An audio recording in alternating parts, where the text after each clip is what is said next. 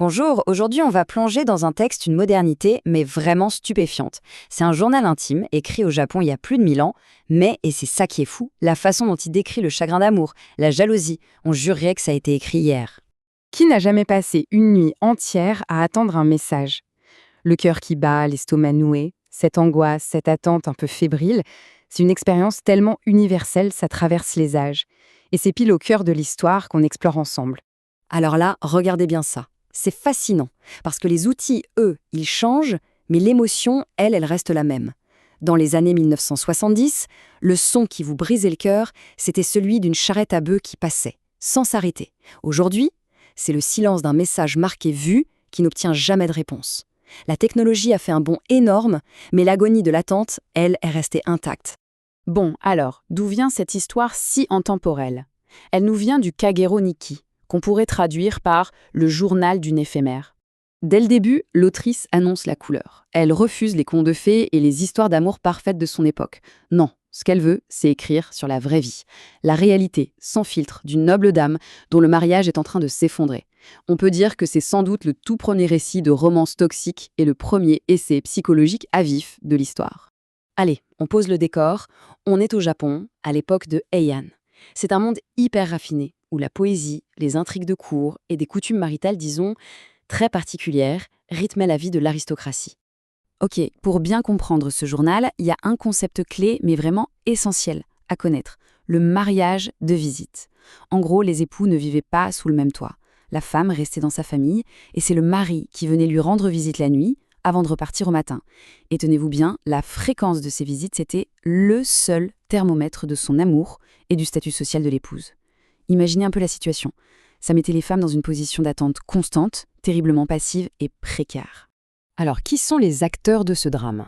D'abord, l'autrice. On ne connaît même pas son vrai nom, juste son surnom, la mère de Fujiwara no Mitsitsuna. C'était une poétesse très connue et une grande beauté. Son mari, c'est Fujiwara no Kanye, un aristocrate ultra puissant qui allait devenir un des hommes les plus importants du pays, mais aussi un séducteur notoire. Et notre autrice, dans tout ça, eh bien, elle n'était que sa deuxième épouse, donc toujours en compétition avec l'épouse principale et les innombrables autres maîtresses.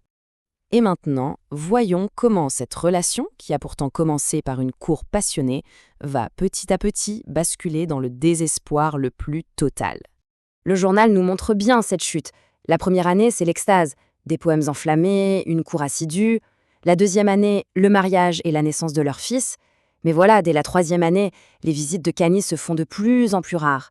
Et puis, il y a ce moment terrible, la cinquième année, où elle entend sa charrette passer devant chez elle sans s'arrêter. La relation ne fait que se dégrader jusqu'à une tentative de fuite des années plus tard. Ce détail, il est d'une puissance psychologique incroyable. Le bruit des roues de la charrette de son propre mari, qui s'éloigne dans la nuit pour aller voir une autre femme, c'est littéralement le son de la trahison, de l'abandon. Une véritable torture sensorielle qui la ronge de l'intérieur. Mais attention, elle ne subit pas passivement, elle riposte. Un soir, Kanye se pointe très tard en revenant de chez sa maîtresse. Poussée par une immense fierté, elle refuse de lui ouvrir. Le lendemain, pas de cris, pas de reproches. Non, elle lui envoie quelque chose de bien plus fort. Un chrysanthème fané. Le message est poétique, oui, mais il est aussi glacial et sans appel. En clair, notre amour est mort, comme cette fleur. Et c'est là que le journal prend une toute autre dimension. La douleur de l'autrice ne va pas l'anéantir, au contraire, elle va la transformer en art et lui permettre de se forger une nouvelle identité. Rien que le titre, Kagero, est très lourd de sens. Ce mot a une double signification. Il désigne à la fois une éphémère, vous savez, cet insecte qui ne vit qu'un jour, et ce mirage de chaleur qui ondule l'été. Dans les deux cas, ça symbolise l'idée bouddhiste de l'impermanence. Tout passe, tout est illusion, y compris, et surtout, la passion amoureuse. Et c'est là qu'on assiste à toute sa transformation. En écrivant, elle arrête d'être simplement une femme dont la valeur dépend de l'amour d'un homme. Elle devient une écrivaine, une observatrice qui dissèque sa propre vie, ses propres souffrances. L'écriture, en fait, c'est ce qui va la sauver. Son parcours de guérison, c'est presque un manuel de thérapie par l'écriture avant l'heure. D'abord, elle met des mots sur sa douleur, ce qui lui apporte un soulagement immense. Ensuite, elle déplace son obsession de son mari vers l'amour maternel, pour son fils. Et finalement, l'étape cruciale, elle accepte que la passion soit éphémère. Et c'est cette acceptation qui va la libérer de son attachement toxique. La question qu'on peut se poser, c'est Pourquoi est-ce que cette histoire de jalousie et de cœur brisé vieille de 1000 ans nous parle encore autant aujourd'hui?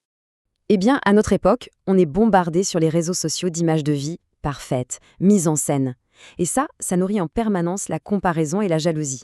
Ce journal, avec son honnêteté brutale, c'est comme une détox mentale. Ça nous ramène à la vraie vie, avec ses imperfections, ses doutes et ses douleurs. Réaliser qu'une femme, il y a 1000 ans, a ressenti exactement la même agonie à cause d'une simple charrette à bœuf, ça nous aide à être un peu plus bienveillants envers nos propres angoisses liées à nos smartphones.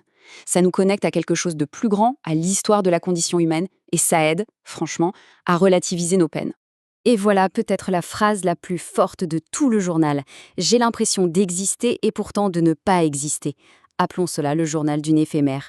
Ça capture à la perfection ce sentiment de perte de soi quand on a l'impression de n'exister que dans le regard de l'autre et que ce regard se détourne. C'est une angoisse existentielle terrible, mais qu'elle arrive à sublimer en art par le simple fait de l'écrire. Et tout ça, ça nous laisse avec une question finale. Pour aujourd'hui, dans un monde où tant de vies sont mises en scène, filtrées, comment fait-on pour trouver sa propre voix et raconter sa véritable histoire? C'est peut-être ça la plus grande leçon de ce journal millénaire, le pouvoir immense qu'il y a à se réapproprier son propre récit.